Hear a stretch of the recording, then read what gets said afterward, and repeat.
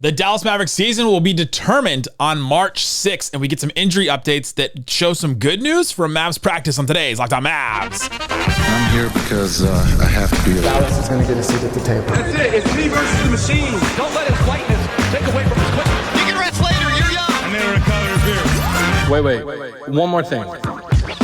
Yeah, welcome. You're still locked on to the Dallas Mavericks. My name is Nick Angstadt, media member and channel manager for the Locked On Podcast Network, your team every day. Thanks for hanging out with us on Locked On Mavs.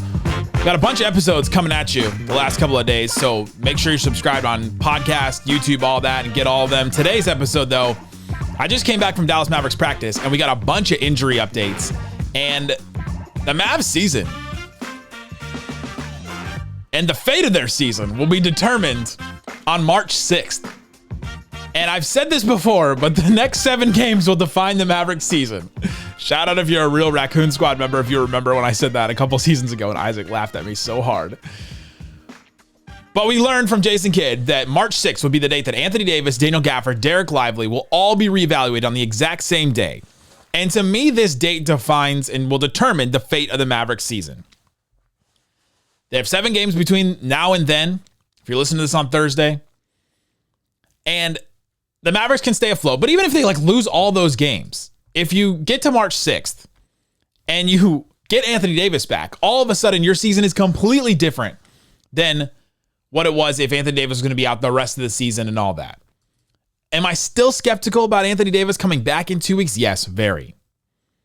But it's all injury stuff. I don't know, right? You can do the whole Jason Kidd, I'm not a doctor, so I don't know. Right? I don't know. We don't really know. I saw Anthony Davis at practice today. He didn't participate in practice, but he was there. He seemed like he was in really good spirits. He was joking around with Kyrie.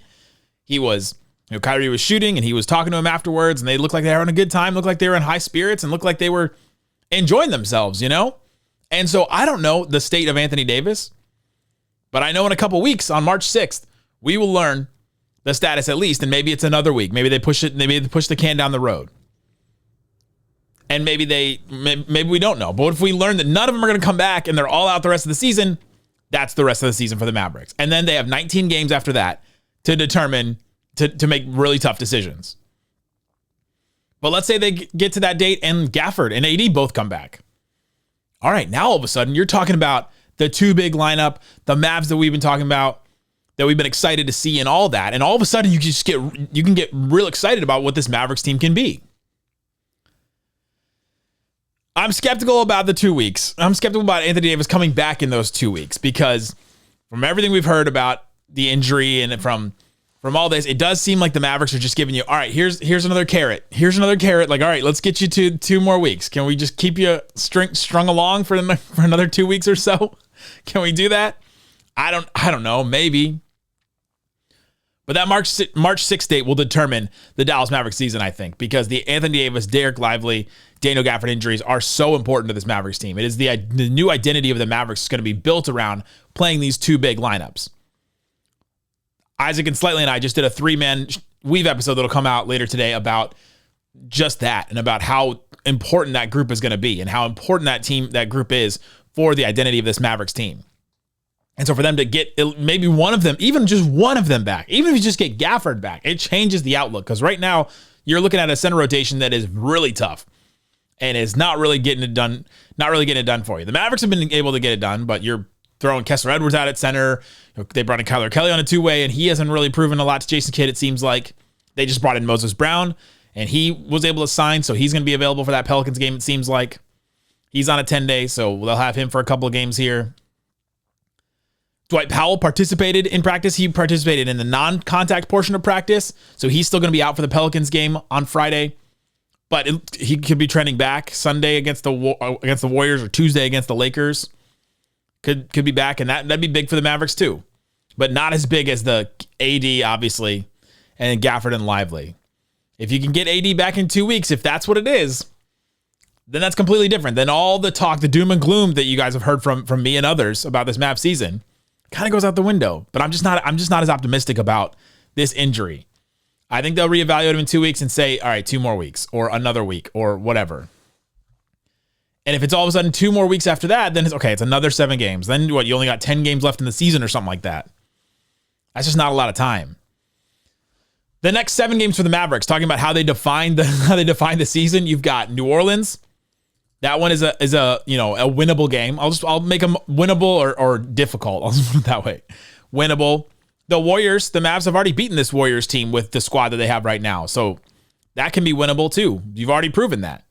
The Lakers game on the 25th, that Lakers team, as much as we miss Luka Doncic, he is not playing really good basketball right now. He's not playing basketball very well right now. He's not playing the Luka Doncic style basketball we're used to because he's coming back from injury, conditioning, all that kind of stuff. They just lost to the Hornets the other night, and they lost to the Jazz before that. That is not a good sign for that team. That is definitely a winnable game for the Mavericks. Then you have Charlotte. That's a terrible team. So those next 4 games are all winnable for you. The Bucks is interesting. They just got the news about Bobby Portis missing a bunch of games, but they have Giannis back, and so he should be able to help lead them. That's a very tough game. Sacramento and then Milwaukee again. And that's the 7 games for the Mavericks. It's not a terribly difficult schedule. So can the Mavericks stay afloat? And if they get Anthony Davis back, all of a sudden, then you're looking at Memphis. That's very tough. Phoenix, they don't look like a team that's really trying a lot right now. They're a team that's defeated. Then you got 2 games at the San Antonio Spurs, March 10th and 12th, and they just lost Wemby for the whole season. So that team is completely different and much more winnable and beatable than they were before. A lot changed today. That's why I put the mic up and I decided, all right, well, here we go. Pull the mic back out because as soon as I left practice, the Mavs season could completely change just by one update. And the update is just, this is when we're going to know things. That's great. Finally, we get a date. All right, here's a date and time that we're going to reevaluate everything, see what happens. Okay, good. Maybe we get the update on March 6th that everything's done and that none of them are going to come back. Okay, if that's the case, then the Mavericks have to make tough decisions about shutting everybody down for tanking reasons or anything like that.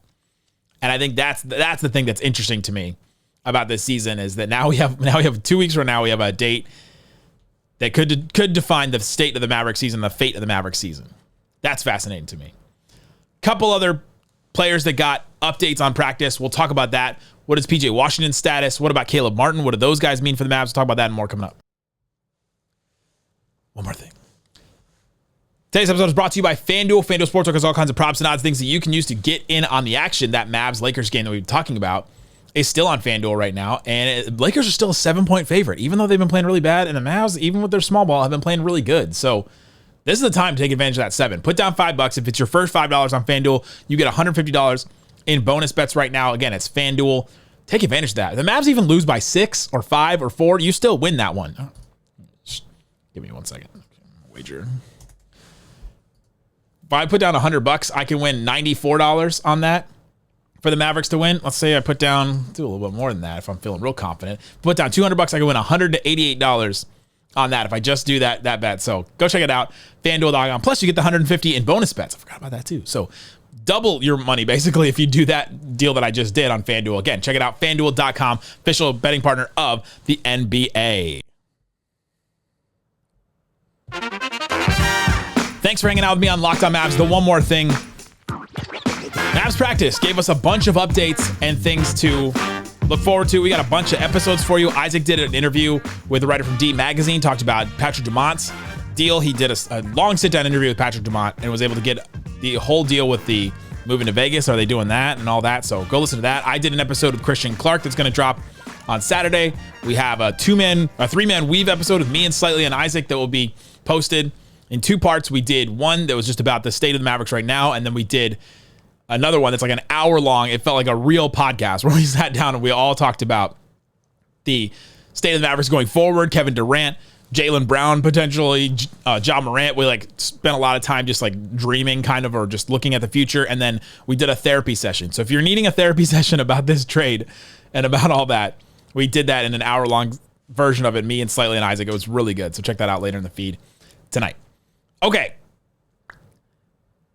The key to the Maverick season, the fate of the Dallas Maverick season is going to come on March 6th. We're going to hear what happens to AD, Gafford, Lively. That's going to be massive.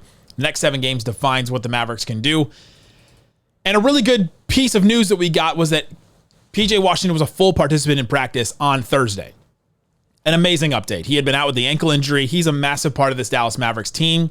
Him being out had made me feel worse about this Mavericks team, honestly, because he's become the heart and soul in a way. Kyrie is the leader, but PJ has become the heart and soul of the Dallas Mavericks. So to get him back, to push him into that spot that Omax and Kessler have been playing, I expect him to start at center probably against New Orleans and definitely against Golden State.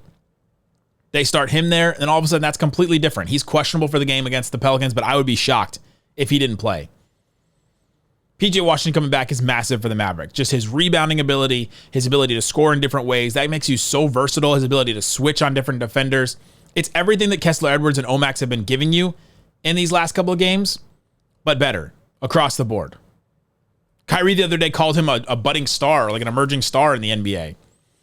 I don't know where his level for star is in the NBA. Like, I don't know where he puts that level, but all that to say that he is somebody that Kyrie looks at and says, all right, he's got some real talent, some real skill, and has shown a lot this season. He really has shown the Mavericks a ton, and it's really good to have him back because they need him, and they need him in a big way.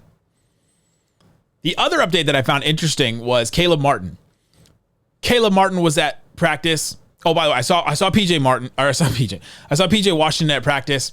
He was walking through, looked like he was in good spirits too. Participated in full practice, all that, and so it was really good to see him there, to see him participate in full and all that. Caleb Martin did some on-court work for the Mavericks, but no contact. He did non-contact too, just like Dwight Powell. Jason Kidd said he's trending in the right direction, and so I guess that's positive. I guess that's good. But I was a little disappointed with that update. I was hoping that the Mavs would get him back before right as the All-Star break was ending. Hopefully for that Pelicans game or even the Warriors game. Doesn't mean it won't happen, but the fact that he's doing non-contact work is not super encouraging for me that he would get back, that he would be back quickly. And then you got to integrate him onto the team, all that kind of stuff. I think it's going to be easier to integrate him than some other players. But he did non-contact work. He was there. He was at practice, obviously, and he was there afterwards doing some work and all that. But I guess trending in the right direction is good. The thing about him that's interesting, and I heard from a source, is that he was participating in 5-on-5 for the Sixers before he came over in the trade, but he wasn't supposed to be doing that. And so we heard when the trade happened, okay, he's out with this injury, but he had been doing 5-on-5, so that was supposed to be, he should be coming back soon. But he wasn't really supposed to be doing 5-on-5 for the Sixers. And the Sixers have gotten in trouble a little bit here with some injury things. They got fined $100,000 earlier this season for disclosing Joel Embiid's injuries wrong. Now this Caleb Martin thing. They had to give the Mavericks another pick because they didn't really disclose the injury right or evaluate the injury correctly or whatever it ended up being. They had to give the Mavericks another second-round pick in the deal because of that injury thing. Then, now I've heard that he wasn't supposed to be doing 5-on-5, but he was doing it anyway. God, that is a mess right there. And so Caleb Martin was, all that to say, Caleb Martin was a little bit farther away than when we first heard about the Caleb Martin trade and all that. When he comes back, he's going to be a big piece. He can play the 4 for the Mavericks. He can play the 3. He can play a little 2. Like he can go all up and down the wing spot for the Mavericks. He can defend up. He can defend bigger guys than what Quentin Grimes could. And so to have him with this small switchable lineup is going to be crucial, and he adds a lot to it. I would feel much better about the Mavericks if PJ, Caleb Martin, and even maybe Dwight Powell were all like 100% participant in practice, ready to go and all that. But because it's the 3 bigs plus PJ plus Caleb plus Dwight Powell, and they're bringing in Moses Brown on a 10-day, so many things stacking up that it's hard to sustain that type of play with the small ball and all that for as long as the Mavericks are going to have to. Now, this may only be 7 games, but I kind of expect it to be longer. I mentioned Dwight Powell earlier. He participated in practice, but also the non-contact portion of practice. He's listed as doubtful. Seems to me he's a little farther along than what Caleb Martin is. But that's a big one. The Mavs getting him back. Knows the Mavs system. He can do a lot of things for the Mavericks. He's obviously been a leader this season. But getting Dwight Powell back would be really big too for this team. Just to get any kind of size, just to get any kind of other look. Oh, we're getting beat and we need a switchable big or something like that. Boom, you can bring in Dwight Powell, and that's different than a Kessler Edwards or an Omax, and better screens, better, all that kind of stuff improves all over the place. Those are the updates from practice. Hopefully that encouraged you in some way. It encouraged me to hear that, and it's good to just have a date. The March 6th date is massive. We'll obviously be here. We'll be covering it all on Locked On Mavs. Guys, thanks for hanging out with us. Check out all the other shows we have going on all throughout the week. We've got so many different things. So subscribe to the newsletter, the text line, all that. Check the links in the description or the QR code. Guys, thanks so much for listening to Locked on Mavs. One more thing. Boom.